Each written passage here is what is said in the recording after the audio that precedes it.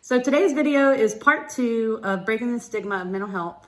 And I want to go over 8 steps that I use for mental health self-care. So stay tuned and I'm going to go over those 8 steps with you. So welcome into our home. And now I want to just get straight into it about mental health self-care. So I've had a long, hard road with this of learning what I need to do. And it's been trial and error and, some research.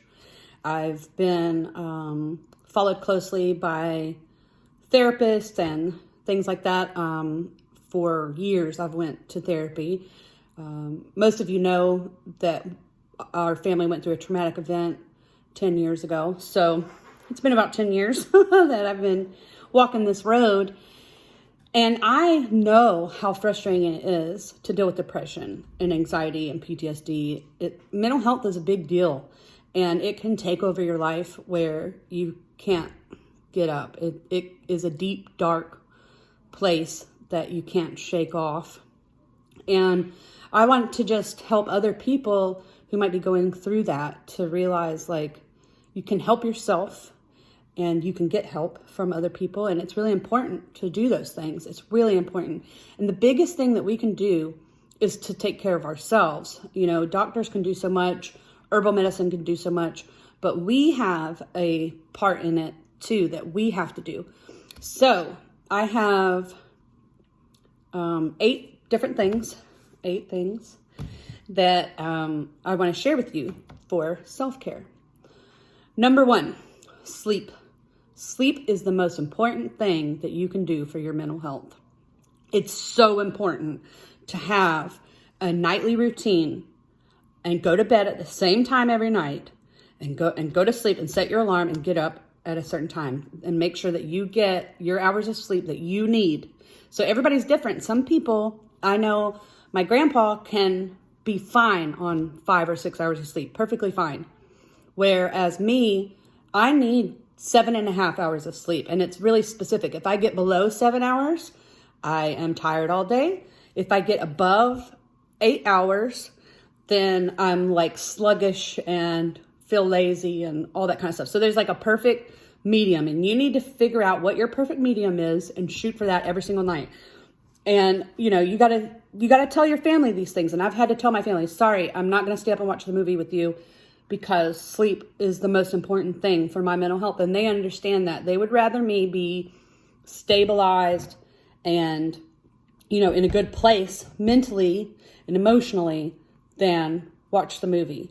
So sometimes we have to make those decisions and say, no, I can't go out with you guys tonight because you're going to be out later than what I need. And I need to be in bed by this time. Don't be ashamed of that.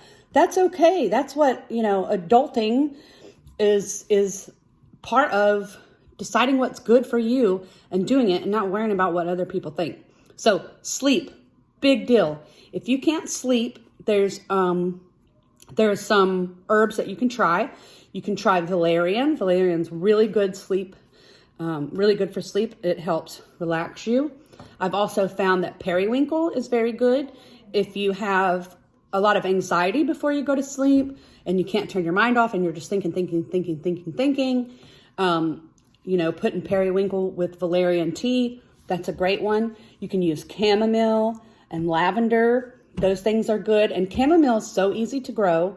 I've grown it a few years, and it's such a cute little flower too. So I like them. They don't smell so good, but you can make a tea with that, or you can make a tincture with that. And these are things that you can grow, or you can easily order, or you can get them from a friend's garden. Those are things that you can do, and they work great. Chamomile, lavender, valerian, periwinkle, all those, that's what we've used in our home to help. And also melatonin. Melatonin helps too. And it's a natural occurring chemical in your brain. So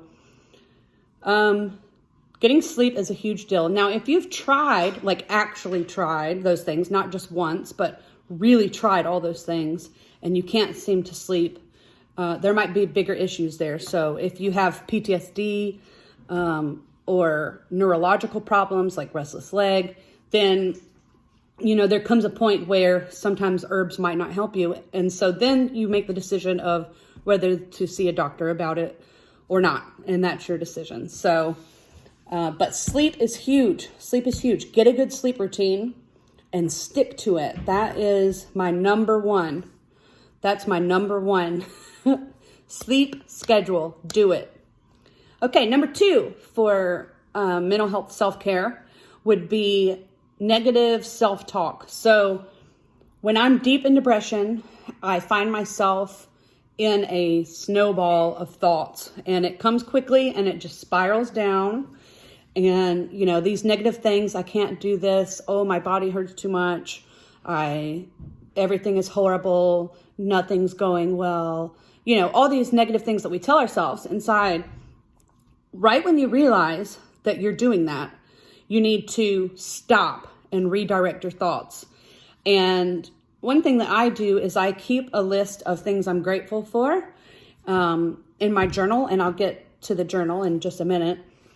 But redirecting those thoughts. Okay, life isn't horrible. I'm just having a bad day, and that's okay. And, I can make the next half of the day better. You have to stop those thoughts immediately and redirect them into something else. So quit saying all these negative things to yourself over and over, because that's going to drive depression and anxiety to be worse. So self-talk is number 2. Number 3 would be socialization. So this has been a big problem for our family during COVID, because we just moved to Virginia, and, we were getting involved with the homeschool groups, getting involved with meeting friends, and then all of a sudden the COVID thing happened. So we were shut off, and we didn't have those close bonds yet. And it's been very difficult for us through this. And I know that there's so many of you out there that are struggling with the same thing. So some things that we've been doing, like the kids have been using Zoom, and they've been, getting on groups and talking to their friends. Elijah there's this video game, like a car or soccer game that he plays, and he can talk with his friends on there and family, and they play together. And I'm not totally into video games, but this has been a great way for him to be able to still have connection with family and friends. Don't be afraid to video chat people. Go ahead, pick up the video chat and talk to people. Find a way to see people. We've just been trying everything we can. We joined the YMCA so that we can just be around other people, and we can invite friends that want to come swim with us or whatever. So there's lots of ideas that you can do. We started a little book club at the library so that other kids could come and we can meet with them once a week. There's lots of different ideas that you can do to make sure that you're socializing. So that's for my kids. But for me, I have difficulty with that. I have some anxiety about using the phone, but I have stayed in touch texting and video chatting some friends. It's just really important not to stay isolated. Isolation is the worst. It's the worst thing you can do for depression and anxiety. So don't do it. You have to make the choice to change isolation. You have to make the choice. A few years ago, I was very, very depressed, and I was in bed for months. And it was my first really big bout with depression again. When all these tragedies happened, I had depression, but, that was like grieving and things like that. But the last time, which was when we lived in Florida, one day I just said, I have to get up, and I just went into the living room, and I made a rule for myself. I have to get up and I have to go to the living room. Even if I just stay in the living room and I don't do anything, at least I can be around the family. So sometimes those steps are small, just like I'm going to get out of bed today and I'm going to lay on the couch. That sounds drastic to someone who's in the depths of deep depression, but that one step can get you moving, get you going, get you back inspired. You can't just stay in a hole. You can't be isolated. So definitely socialization is a very important thing, even if it's just within your own home. Number 4 is prayer and meditation. This is huge. If you are a believer, then, meditating on the word, prayer, all those things, huge for mental health. Do it every day. If you're not a Christian, meditation, you can still meditate. You can still do these things. And it's really important. And it helps, it really helps you. It really helps you to center and to direct your thoughts on something good and can help you move forward. So a lot of times I have a little book and I write my prayers in there, and I have seen that really help me, because also you can see the gratefulness there where you're praying about something, or you're talking to God about something, and it's answered a couple of days or weeks later or whatever. Well, now you have something to be grateful for. And this can just really help you. If you are stuck in a spiral of going down with anxiety or depression or any of those things, prayer and meditation, it works. Just stop what you're doing, take a few minutes, send yourself, ground yourself, whatever you want to call it, meditate and prayer. It's a huge thing that can help stop that spiral down. Number 5 would be a hobby. Do something. Even if you are, stuck at home, find something to do other than just watching TV. TV is horrible for mental health. I really think that. I know that it can drag me down and it can make me just stuck. So turn the TV off, do something that you like. I enjoy my farm. It brings me joy every morning when I go out and do the chores, even when it's cold. The animals make me laugh and they're so cute. How can you not like baby bunnies? How can you not like little quacking ducks when they wag their tail? They're so adorable. So that's what I decided to do. But think about what you can do for a hobby. I also do lots of arts and crafts, and I work really hard on my herbal products that I make for our family. And now I'm beginning to want to help other people other than just our family and close friends with herbal products. So I'm keeping busy. I'm doing something. So find a hobby that you enjoy and just work at it slowly. This will help boost your mood and boost your self-confidence, and you won't feel so down on yourself that you're just not doing anything or you have no purpose. Not having a purpose is huge for mental health. You have to have a purpose. So if your purpose is your family, get up, wash the dishes. You might not want to, you might not feel like you can, but just do it. Just say, I'm going to make this goal for myself and I'm going to wash dishes every day, once a day, or, whatever it is that you need to do. You got to make yourself goals. I'm going to make this craft today with my kids, or I'm going to go for a walk every single day. Something small like that, a hobby that you can do, an activity that you can do, and plan on it and make yourself do it. That's huge. Number 6 would be deep breathing. If you have anxiety and depression, deep breathing is a big thing. Just taking a second, a good in through your nose, slow, good out through your mouth, slow, and just concentrate on your breathing. That's a big thing that can help calm you down. It calms down your brain. It calms down your body. It gives you good oxygen flow. And, you can work that in with that positive self-talk and prayer, meditation. You can put them all together. It's a fantastic thing. I know it sounds silly when you feel like you're going through the worst thing of your life and somebody tells you to take deep breaths. That sounds silly.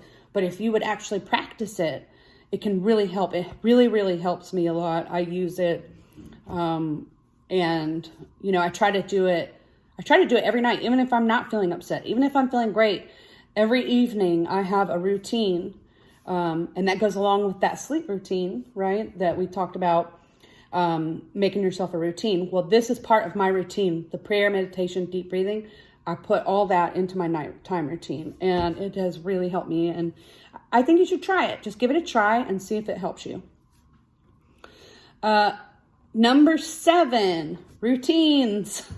This is a big one. Routines are so huge. And if you can set yourself up a routine and stick to it as best as you can, that will help with depression, anxiety. It helps PTSD too. So what I do, and I think this is huge, almost as huge as sleep, is every morning, get up and get dressed.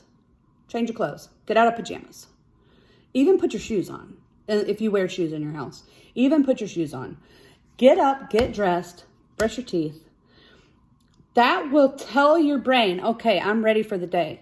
If you're a stay-at-home mom, which, you know, I am, many of you are, and this can be for stay-at-home dads too, or whatever. Sometimes it gets really hard to drive. It's a hard time having that motivation. And one thing that I've learned is that you can't wait for motivation. You have to start, and then the motivation comes. So get up, get dressed, brush your teeth, make up your bed, and be ready for the day. Even if you're in a really bad place mentally, if you get up, get dressed, make up your bed, brush your teeth, go sit in the living room or at your kitchen table, you will feel better. Just doing those things will make you feel better. So set up some routines. Get a morning routine. Get a nighttime routine, a sleep routine, and stick to those every day. And I have found that that's probably one of the biggest things that has helped me with mental health. It's one of the biggest things. Just forcing myself, even when I really don't want to. When I really don't want to is when I really need it the most. So, number 8 is tracking in a journal. And I want to show you guys what I do, because I have all of my routines. I have all my gratitude stuff, all my negative self-talk stuff, and even what I'm going to do day to day, my plans, my goals, what I've gotten done, what I accomplished.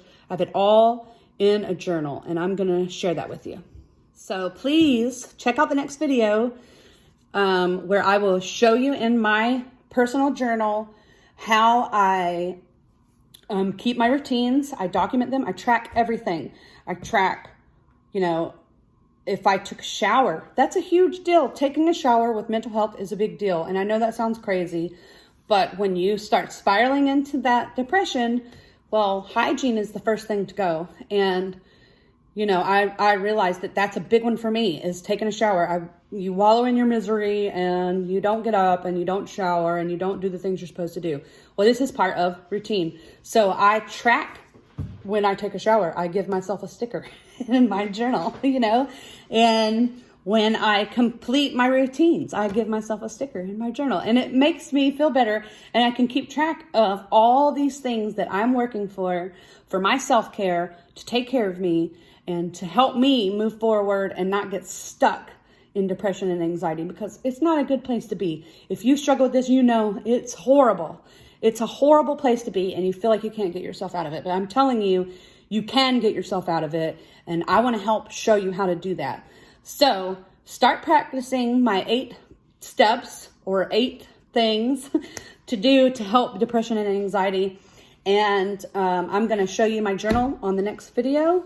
So be sure to check that out. And it's really something special. It's really a great way to help with your self-care. So thanks for watching, and I hope to see you soon. God bless you.